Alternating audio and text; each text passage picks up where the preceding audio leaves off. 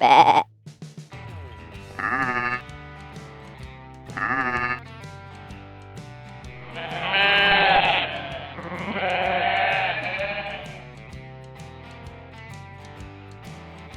Ovelhas. As ovelhas e os carneiros, também conhecidos como ovinos, estão entre os mais valiosos animais domésticos. Os animais domésticos são aqueles que foram amansados para servir ao ser humano. Dos ovinos pode-se consumir a carne, beber o leite, e sua lã é usada na confecção de roupas. Os ovinos macho são chamados de carneiros. As fêmeas são conhecidas como ovelhas. E os filhotes são os cordeiros.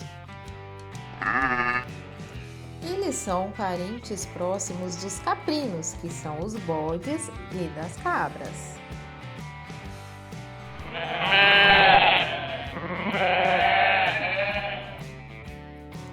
As ovelhas são animais sensíveis e inteligentes. O peso de um macho adulto pode variar, desde entre 35 até 180 quilos. Alguns ovinos têm chifres que crescem enrolados no alto da cabeça. Certos ovinos selvagens possuem chifres muito longos que podem chegar a mais de 1 metro de comprimento. Em geral, carneiros e ovelhas domesticados possuem lã. Os ovinos selvagens possuem lã e também pelos.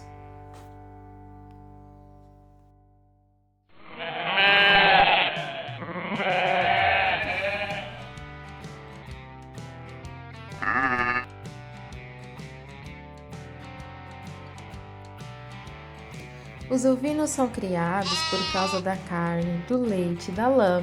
O leite, além de ser bebido, pode ser usado para fazer queijos. Há raças que são criadas apenas pela lã que produzem.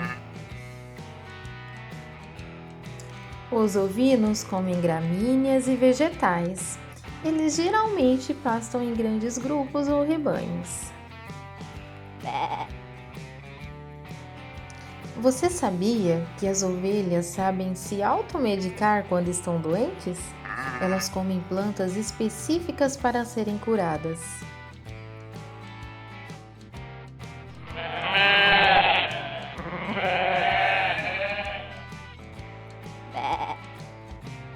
A ovelha é geralmente dócil e muito tranquila. Já o macho, o carneiro, pode ser agressivo e muito protetor, dando cabeçadas caso sinta-se ameaçado.